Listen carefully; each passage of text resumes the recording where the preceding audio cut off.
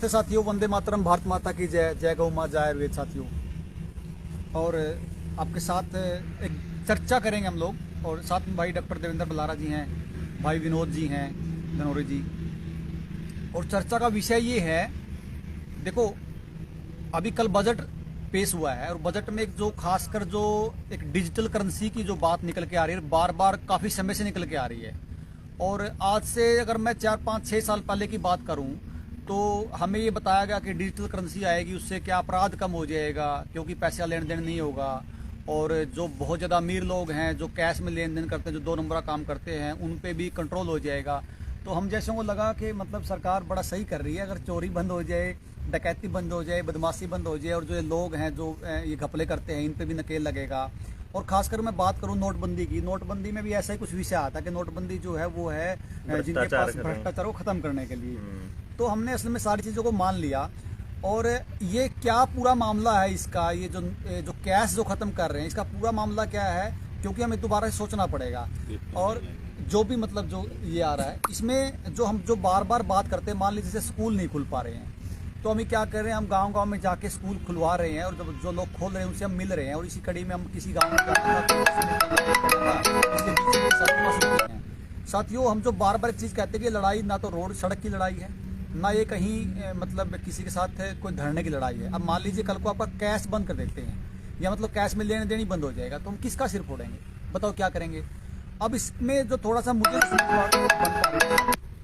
इसमें मेरी समझ ये बन पा रही कि क्यों हम कह रहे हैं कि हमें गांव को खड़ा करना पड़ेगा, क्योंकि गांव वही गांव जो आज से 100 साल पहले, तो मान लीजिए जो व्यक्ति बाल काटता था, नाई था, उसको वही जो आप वाली बात है, वो मतलब 100 घर उसके 200 घर उसका जो होता था, वो जाके उसको मतलब अनाज देते थे, अनाज वाला अनाज, डंगरा का भी, न्यार का भी, मतलब खाली अनाज का। और जैसे मान लीजिए जो कुम्हार होता था, बर्तन पूरी साल बर्तन देता था। और आज भी ऐसे कुम्हार हैं गाँव में जो बर्तन के बदले अनाज लेते हैं, ऐसे कुम्हार हैं अभी भी। और ऐसे नाई भी कुछ घरों के आज भी हैं कि जो मतलब अनाज लेते हैं। इसी तरह की मैं बात करूं तो जैसे जो भी हमारे जो महाजन जो पंडित होते थे, जो वो अपना को हवन यज्ञ का काम करते थे, उनको भी अनाज के रूप में या गाय के रूप में उनको दक्षिणा दी जाती थी। तो मतलब पहले हम जितने भी काम हमने देखा कि जैसे जब लोहार जब वो काम करता था, मुझे छोटा सा याद है, तो वो भी पूरे साल काम करता था और अनाज ही लेता था, मतलब पैसे का कोई प्रचलन ही नहीं था, पैसे का लेन देन था ही नहीं। तो ये दोबारा मान लीजिए ऐसी कोई स्थिति आती है कि जैसे हम सुबह बात कर रहे थे, भाई मान लीजिए हम सारे काम तो कर लेंगे, तो मान लीजिए अगर कैश बंद कर देते हैं, तो हम तेल कहाँ से लेंगे, डीजल कहाँ से लेंगे, या फिर जो लेन देन वो किस तरह से लेन देन करेंगे। ये एक बार थोड़ा सा इसमें बताओ, ये किस तरह मामला उलझ गया और इस तरह किस तरह से पीछा छूटे। नहीं, पीछा छूटने वाली बात तो हम तब करेंगे ना जब हमारे को ये पता लगे कि ये खतरनाक क्यों है, जब हमारे को ये मालूम पड़े कि ये षड्यंत्र क्या है। पहले तो ये समझे ना गाँव का आदमी। रीजन बीइंग, हम अगर ये कहेंगे कि आज से 100 साल पहले या 50 साल पहले हम लोग 50 छोड़ो, अपने बचपन में, हमारे बचपन की बात है, ये तो 30 साल 40 साल पहले भी ऐसे ही होता था। तो उस टाइम पे भी प्रचलन जो था वो बार्टर सिस्टम ही था। तो जब हम बार्टर सिस्टम को दोबारा लाने की बात करेंगे, कर दूं क्या आप जो कहना चाहते हो, जो आपने कहा भी, जो मैंने सुना भी, जो मुझे समझ भी आ रहा है, हाँ। कि मान लीजिए अब जो आप सोशल क्रेडिट सिस्टम की बात कर रहे हो, हाँ। कि मतलब अभी जो डिजिटल में पैसे आते हैं वो पैसे बंद हो जाएंगे, सिर्फ आपको टोकन ही मिलेगा। टोकन, हाँ, वो उसको वही बता रहा हूँ। पहले एक बारी ना उसको समझेंगे। पहले उन लोगों को बताने के लिए ये बात होती है कि भाई जो लोग ना मतलब ये कहेंगे हम लोगों को कि तुम आज से 20 साल 30 साल पीछे लेके जाना चाहते हो क्या अपने समाज को। भाई अगर आप अवाय बात करने लगे, यार इंटरनेट का जमाना है, कंप्यूटर का जमाना है, IT डिपार्टमेंट मतलब इतने दूर पर चांद पे दुनिया पहुंच गई, तामू न उल्टा लेके जाने लग रहे हो, थम फिर आयुर्वेद की बात करो, थम फिर खेती की बात करो, थम फिर वापस इंडस्ट्रियलाइजेशन का जमाना, 4th इंडस्ट्रियल रेवोल्यूशन, और पूरी दुनिया में न्यू लाग रहा, चांद मार्स की तैयारी करने लग रहा है एलन मस्क। तो वो जो लोग हैं वो उसकी दलील इस तरह से देंगे, लेकिन आम आदमी की जिंदगी पे क्या असर पड़ेगा ये समझने वाली बात है कि जो अमीर घराने हैं उन लोगों को तो पैसे की भी कमी नहीं रही।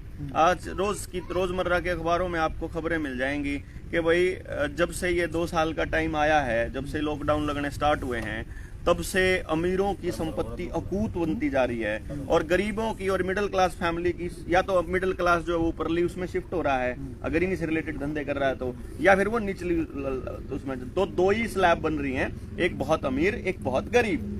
जो बहुत गरीब है उसको इस तरह से कर रही है सरकार कि उसकी हर जरूरत जो है वो सरकार पूरी करेगी। कहने का मतलब ये हुआ कि उसको राशन भी सरकार देगी, उसके बच्चे की पढ़ाई का इंतजाम भी सरकार करेगी, उसका इंटरनेट भी रिचार्ज सरकार करेगी, उसको पानी भी सरकार मुहैया कराएगी, उसको गैस भी मुहैया सरकार कराएगी, उसकी और जो जरूरतें हैं रोजमर्रा की वो सारी की सारी सरकार मुहैया कराएगी। तो सरकार को वो मुहैया कराने के लिए सरकार कहती है कि हमारे पास ऐसे फ्रॉड लोग हैं जो दो दो जगह से तीन जगह से राशन पानी ये सब ले रहे थे, तो उसको रोकने के लिए हमें डिजिटलाइज करना पड़ेगा और इसीलिए वो आधार कार्ड को ले आए। यूनिक आइडेंटिफिकेशन नंबर जो है ये केवल कंप्यूटर को चाहिए होता है, किसी भी एक जो फाइल है उस फाइल का वो यूनिक आइडेंटिफिकेशन नंबर बनाता है और उस यूनिक आइडेंटिफिकेशन नंबर से ही फिर उसकी पहचान होती है।